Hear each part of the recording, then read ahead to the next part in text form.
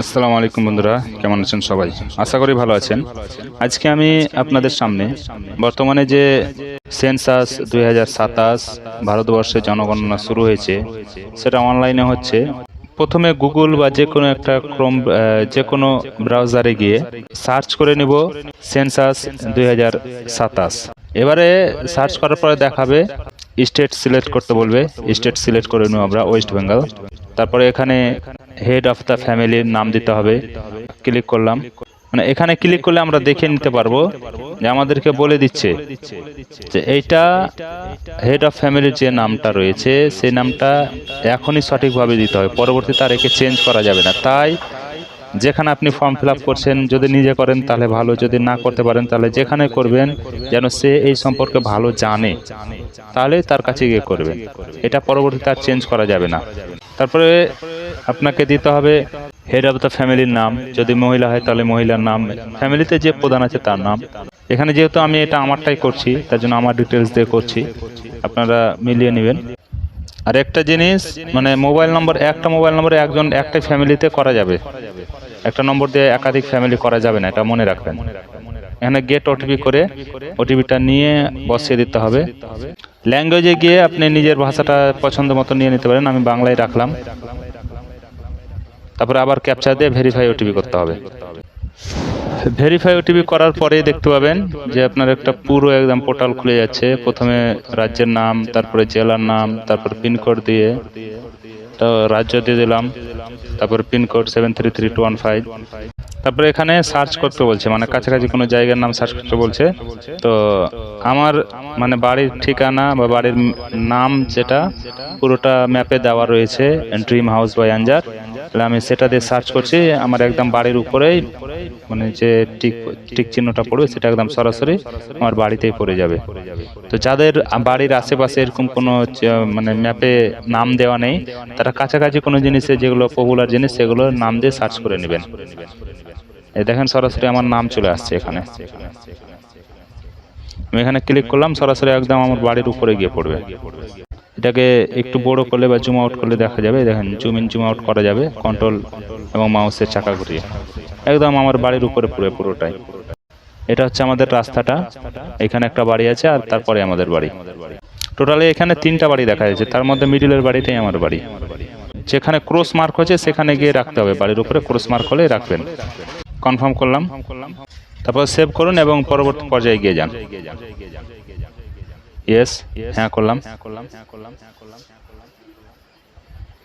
এবারে প্রথম প্রশ্ন হচ্ছে যে সেন্সাস গৃহের মেঝের প্রধান উপাদান কি, মেঝেটা কি দিয়ে তৈরি রয়েছে। এখানে দেখেন মাটি, বাঁশ, পোড়াইট, পাথর, সিমেন্ট, মোজাইক, অন্যান্য। তো আমাদের যেহেতু মেঝেটা ঢালাই করা রয়েছে তাহলে আমরা সিমেন্ট দিয়ে দেবো এখানে।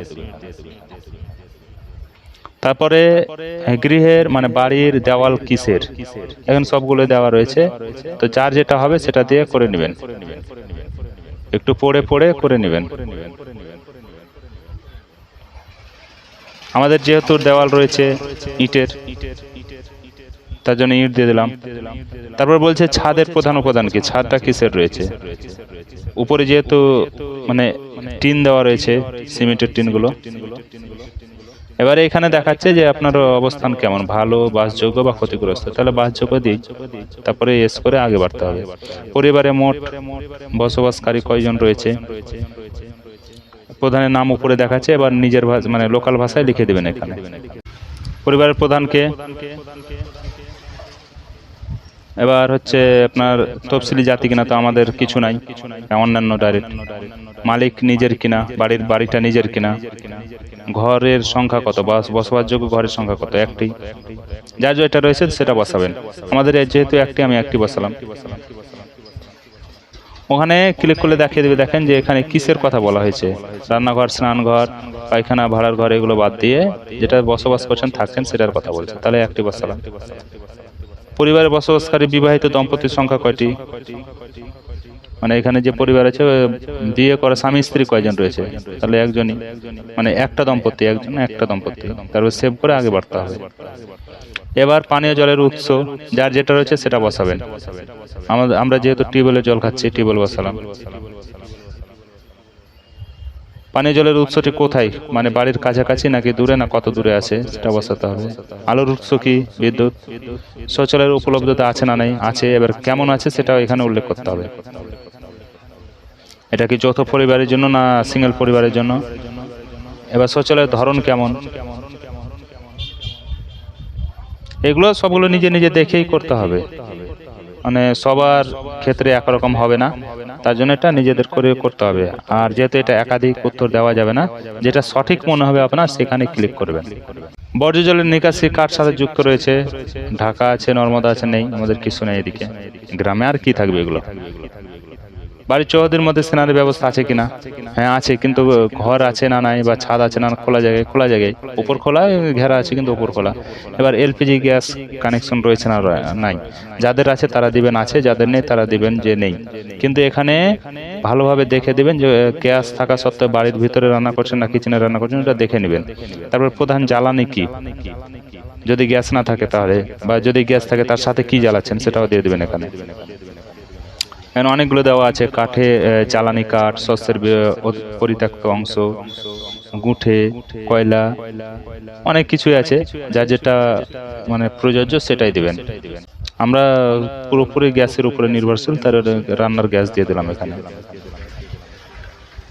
তারপরে আবার নিচে সেভ করে আগে বাড়ুন, মানে পরবর্তী পর্যায়ে গিয়ে চলুন। এবারে বাড়িতে রেডিও ট্রানজিটার আছে কিনা, না। আপনার টেলিভিশন আছে কিনা, টিভি আছে কিনা বাড়িতে, আমাদের নেই। তারপর হচ্ছে ইন্টারনেটের ব্যবস্থা আছে কিনা, যাদের আছে আছে, যদি না থাকে তাহলে এখন প্রায় বাড়িতেই রয়েছে, মোবাইলের মাধ্যমে অনেকের ইন্টারনেটের ব্যবস্থা রয়েছে, তাহলে মোবাইলের বা স্মার্টফোনের মাধ্যমে দিয়ে দিতে হবে। আর যদি না থাকে, বড় মোবাইল না থাকে, তাহলে না করতে হবে। বড় মোবাইল যদি না থাকে তাহলে না করে দিতে হবে। কম্পিউটার ল্যাপটপ আছে কিনা, আছে। টেলিফোন, মোবাইল ফোন, স্মার্টফোন আছে কিনা, আছে, স্মার্টফোন আছে। বা যাদের নেই তারা না লিখবেন, সাধারণ ফোন লিখবেন।